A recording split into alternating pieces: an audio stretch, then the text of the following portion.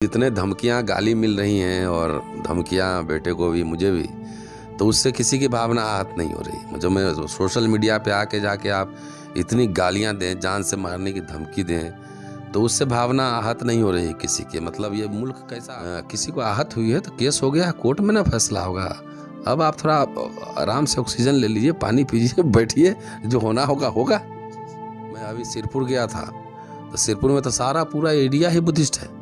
वहाँ भी कब्जाकरण चल रहा है, कब्जा लोग कर रहे हैं। तो बुद्धिस्ट लोग को निकलना चाहिए ना, घर बैठे बैठे कोई थोड़ी आपको टेम्पल है खजुराहो उनको तोड़ दे।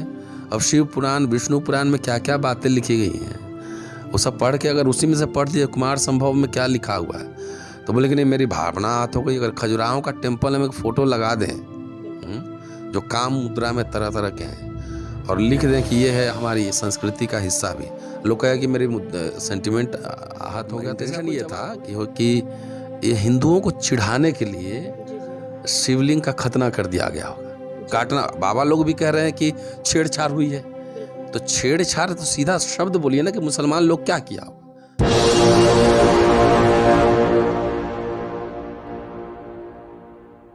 नमस्कार, आप देख रहे हैं एनबी न्यूज़ 24/7 नीलम बोध के साथ।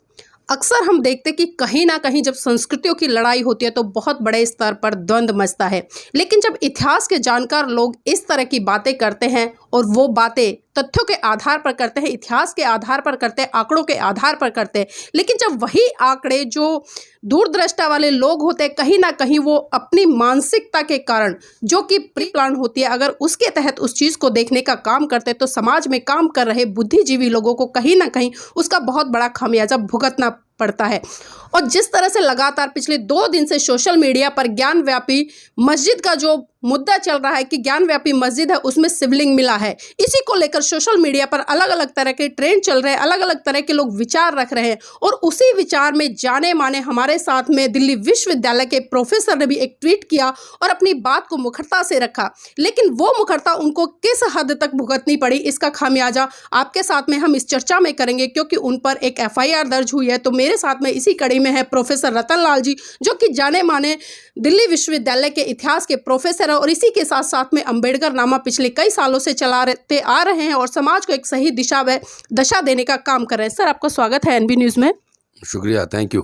सर, जानना चाहूँगी जिस तरह से आपने ट्वीट किया और जो भी सोशल मीडिया पर अपनी बात रखी, तो पहले हमारे दर्शकों को ये बताया आखिर आपने ऐसा क्या कहा जिसको लेकर कि जो दूसरी मानसिकता के लोग थे उन्होंने आप पर FIR कर डाली। ऐसा कुछ नहीं था, और वो इंटेंशन ये नहीं था कि किसी को रिलीजियस हर्ट करना है। और जिस हिंदू धर्म की बात हो रही है, कोई मोनोलिथिक रिलीजन तो है नहीं जी। कई धाराएं हैं उसमें, आपस में टकराव भी है, शैव है, वैष्णव है, कपालिक है, तांत्रिक है, तमाम तरह के विचारधाराएं वाले हैं, उनमें आपसी मतभेद भी है। और कई दिनों से देख रहा था कि टेलीविज़न पे साधु और मौलाना बैठ के ये तय करने में लगे हुए हैं कि वो फव्वारा है या शिवलिंग है। जी।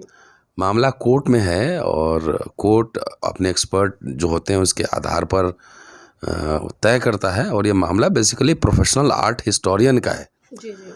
आर्कियोलॉजिस्ट का है ये, कि उसकी खुदाई करे, उसकी कार्बन डेटिंग करे, उल्लिंग है कि नहीं है, उल्लिंग कितने प्रकार के हैं। इन बाबा लोगों को बताना चाहिए कि शिवलिंग कितने प्रकार के हैं भारत में।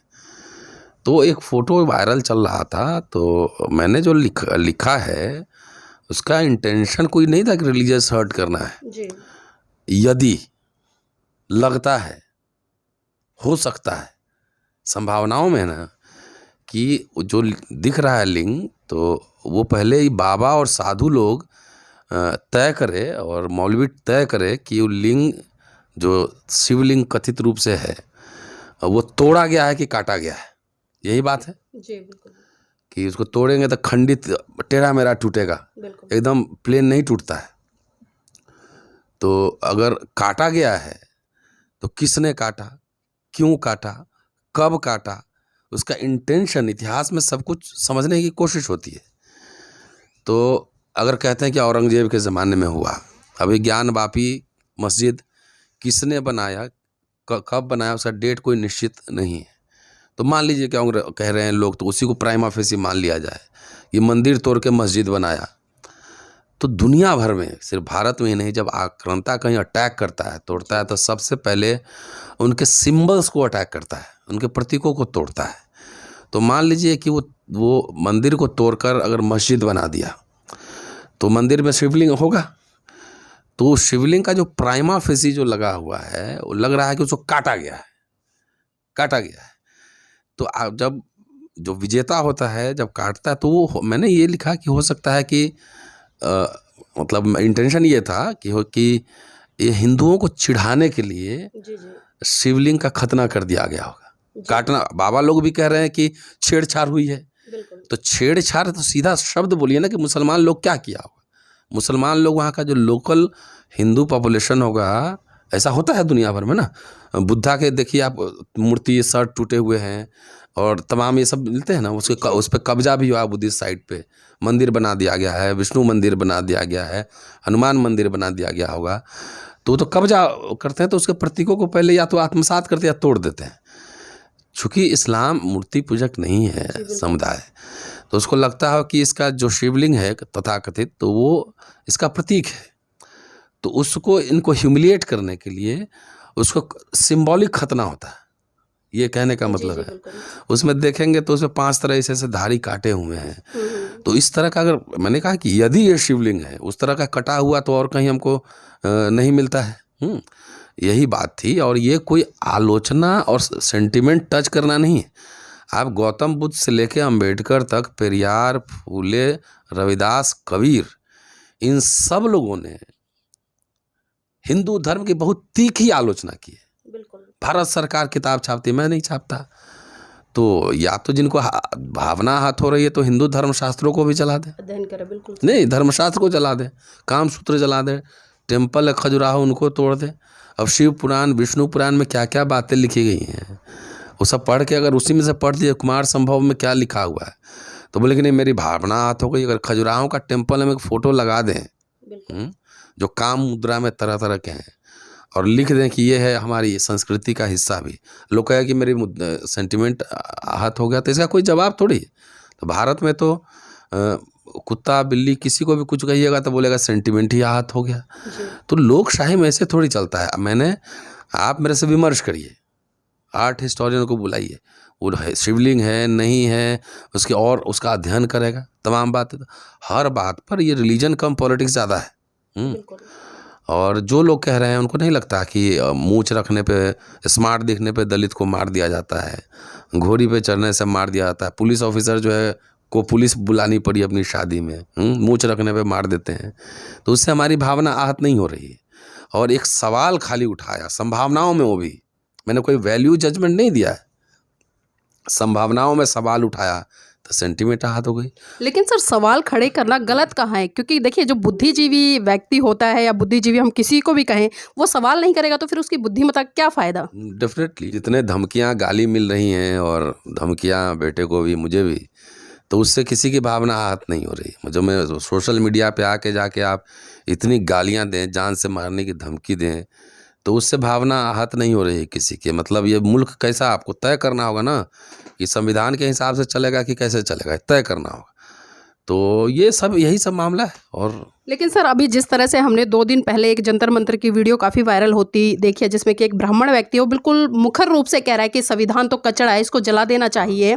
तो इस तरह के लोगों पर किसी भी तरह की ना तो शासनिक या प्रशासनिक किसी तरह का कार्रवाई होती है, लेकिन जब बुद्धिजीवी वर्ग निकल के आता है, जब सवाल खड़े करता है और वो भी तथ्यों के आधार पर करता है, तो उनको कहीं ना कहीं उनके मनोबल को तोड़ने का काम किया जाता है, उनको लपेटने का काम किया जाता है, ताकि वो भविष्य में इस तरह के सवाल ना खड़े कर सके। तो इन चीज़ों को किस तरह से लगाम लगाई जा सकती है और इन चीज़ों को किस तरह से देख रहे हैं सर?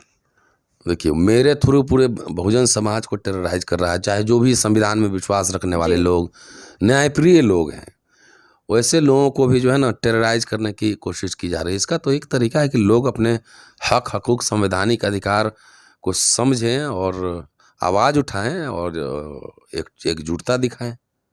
यही ना तरीका है। हम लोग तो संविधान को मानने वाले लोग हैं, किसी को ना धमकी देंगे, ना गाली देंगे, ना तलवार भाजेंगे, ना कुछ करेंगे।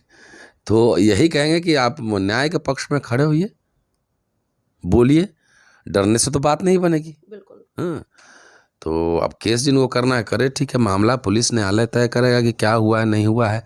मेरे वो लिखने से कितना धार्मिक भावना आहत हुई है, वो जो पिटिशनर है उनको क्वांटिफाई करना पड़ेगा ना, कितने लोग ये धार्मिक भावना आहत हुई। तो बाकी तो यहाँ दलित, बैकवर्ड, माइनॉरिटीज़, औरत का तो कोई भावना है ही नहीं। जी सर, अक्सर हमने देखते हैं और देखते भी आ रहे हैं जिस तरह से पिछले 10-12 साल से केंद्र में भारतीय जनता पार्टी स्थापित है पूर्ण बहुमत के साथ में, और देख रहे हैं कि जिस तरह से अयोध्या राम मंदिर का जो फैसला आया था, अगर तथ्यों की बात करें, तथ्यों पर जिस तरह से लोग कह रहे हैं कि वहाँ पर शिवलिंग है, और जिस तरह से आपने जो एक ट्वीट किया, एक अपना वक्तव्य दिया उसको लेकर, तो उस पर लोगों की भावनाएं आहत हुई। लेकिन जब राम मंदिर बनता है वहाँ पर भी तथ्यों के आधार पर जो बुद्ध के अवशेष मिलते हैं उसको सुप्रीम कोर्ट भी डिनाई करता है और प्रशासन भी डिनाई करता है। तो तब जो एक बहुत बड़ा तबका है जो कि इस देश की ऐतिहासिक धरोहर को एक तरह से आगे बढ़ाने का काम करता है और उसको संरक्षित रखने का काम करता है, तो तब वो उन भावनाओं का ख्याल क्यों नहीं रखा जाता? तो भारत के बौद्धों को और जितने मॉन्क भिक्षु हैं उनको सड़क पे आना चाहिए, और अपने जितने बुद्धिस्ट साइट हैं, बिहार हैं, टेम्पल हैं, उनको वापसी का आंदोलन चलाना चाहिए। जो समाज अपने अधिकार के लिए लड़ेगा उसी को न मिलेगा। ये लोग इतने दिन से लड़ रहे थे तो मंदिर बनवा लिए। तो कई साइट्स हैं, बोधगया में भी बुद्धिस्ट टेम्पल ही है। मैं अभी सिरपुर गया था, तो सिरपुर में तो सारा पूरा एरिया ही बुद्धिस्ट है, वहाँ भी कब्जा करन चल रहा है, कब्जा लोग कर रहे हैं। तो बुद्धिस्ट लोग को निकलना चाहिए ना, घर बैठे बैठे कोई थोड़ी आपको वापस दे देगा। इतनी शानदार साइट है। और मैं कुरकीहार मठ गया था, वहाँ भी कब्जा हो गया। तो हर जगह तो बौद्धों का कब्जा रहा। मैं तो कह रहा हूँ ज्ञानवापी मस्जिद जो है उसको बहुत डीप उसकी खुदाई होनी चाहिए, कहीं पता लगे कहीं उसके नीचे भी बौद्ध विहार तो नहीं है, बिल्कुल है बौद्ध टेम्पल तो नहीं है। तो उनको तो आवाज़ उठानी पड़ेगी ना, डरने से काम थोड़ी चलेगा। सर, अभी जो एफआईआर हुई है तो ये भी जानना चाहूँगी आगे किस तरह की कार्रवाई इस केस में होगी और आपकी तरफ से किस तरह की प्रतिक्रिया है? देखिए, पुलिस न्यायालय तो अपना काम करेगा। अभी मेरे पास कोई ऑफिशियल कम्युनिकेशन नहीं है, मेरे पास कोई सूचना नहीं है। पुलिस अगर पूछताछ करेगी, सब करेगी, तो मैं उसमें कोऑपरेट करूँगा। मैं तो यहीं बैठा हुआ ना, मैं छुपा हुआ नहीं हूँ, अपने घर में बैठा हुआ हूँ। और मैंने कहा भी है सब मीडिया में कि पुलिस बातचीत के पूछताछ करेगी तो हम कोऑपरेट करेंगे। अब खाली हमें जो सूचना है सोशल मीडिया के थ्रू ही सूचना है कि सर, कुछ लोग ये भी कह रहे हैं कि सोशल मीडिया पर जो आपका बेटा है उसको भी मतलब जान से मारने की धमकी दी जा रही है, तो ये किस तरह की मानसिकता है? मैसेंजर में है, लेकिन मेरे घर वाले लोग, बेटा बेटी सब बहादुर लोग हैं, कोई डरते नहीं। मेरी पत्नी भी, सब लोग। तो रूटीन मैटर है, धमकी दे रहे थे भाई। बहादुर लोग जो होता है वो धमकी छुप के नहीं ना, वो सामने आता है ना। अब झुंड में आएंगे, एक आदमी जा रहा है उसको पकड़ के लिंचिंग कर दिए, तो ये कोई बहादुरी थोड़ी है। ये बहादुरी का पैरामीटर वो नहीं है। किसी को आहत हुई है तो केस हो गया, कोर्ट में ना फैसला होगा। अब आप थोड़ा आराम से ऑक्सीजन ले लीजिए, पानी पीजिए, बैठिए, जो होना होगा होगा। सर, ये भी जानना चाहूँगी क्योंकि देखिए अक्सर इस तरह की जब घटनाएं घटती हैं समाज में, तो जो बहुजन समाज एक तबका कहा जाता है जिसमें कि एससी, एसटी, माइनॉरिटी ये सभी सम्मिलित होते हैं, लेकिन हम देखते हैं कि आंदोलन वही व्यक्ति करता है जो प्रताड़ित होता है। लेकिन हम अपने आप को बहुजन समाज का हिस्सा कहते हैं, लेकिन जिस पर अत्याचार और शोषण हुआ है सिर्फ वही मुखर रूप से बात रखता है, लेकिन सारे लोग पीठ पीछे खड़े होकर चर्चाएं तो करते हैं, लेकिन जब उसके समर्थन की बात आती है तो बहुत बड़े स्तर पर समर्थन देते नजर नहीं आ रहे। तो किस तरह से हम जो इस तरह की घटनाएं घटी हैं इनसे निजात पा सकते हैं? कुछ नहीं, जितने लोग हैं उनको तो कम से कम साथ लीजिए। जितने लोग हैं उतने लोग साथ आ जाए। और बहुजन जमात कोई होमोजेनस कैटेगरी तो है नहीं। इसी जमात में से कई लोग मेरे खिलाफ भी लिख रहे होंगे, खिलाफ भी होंगे ना। तो ये होमोजेनियस कैटेगरी नहीं। तो जो और भी, मैंने पहले कहा, न्याय पसंद, संविधान को मानने वाले लोग हैं, तो हर समय इस तरह के लोग जो है ना, संख्या उनकी कम ही रहती है जो आवाज़ उठाते हैं। आज तक का इतिहास है। लेकिन वही लोग फिर बड़ा आंदोलन भी खड़ा करते हैं। 2, 4, 10 लोग ही, 2 लोग मिल के ही कई बार आंदोलन खड़ा कर देते हैं, न्याय के पक्ष में, संविधान के पक्ष में, कानून के पक्ष में। तो लेट्स सी, देखते हैं क्या होता है। बहुत बहुत धन्यवाद सर हमारे साथ जुड़ने के लिए। देखिए सर इतिहास के जानकार है और बहुजन महान पुरुषों को बड़ी बारीकी से उन्होंने पढ़ा है और उन्हें पूरा विश्वास है उस संविधान पर जिस संविधान को परम पूज्य बाबा साहब ने लिखा है, खाली बहुजन समाज के लिए नहीं बल्कि इस पूरे देश के लिए, चाहे उसमें किसी भी वर्ग, किसी भी धर्म का व्यक्ति आता है। तो प्रोफेसर रतन लाल जी का दावा है कि अगर किसी व्यक्ति की भावनाएं आहत हुई हैं, लेकिन उनका जो एक स्टेटमेंट लिखने का वो था वो सिर्फ वैज्ञानिक और तार्किक था, ना कि किसी की भावनाओं को आहत करने का। लेकिन जो एफआईआर उन पर दर्ज हुई है तो उनका कहना है कि कोर्ट में देखेंगे, जो भी होगा बाबा साहब के संविधान पर पूरा भरोसा है और न्याय पर भरोसा है, जो भी होगा सही होगा।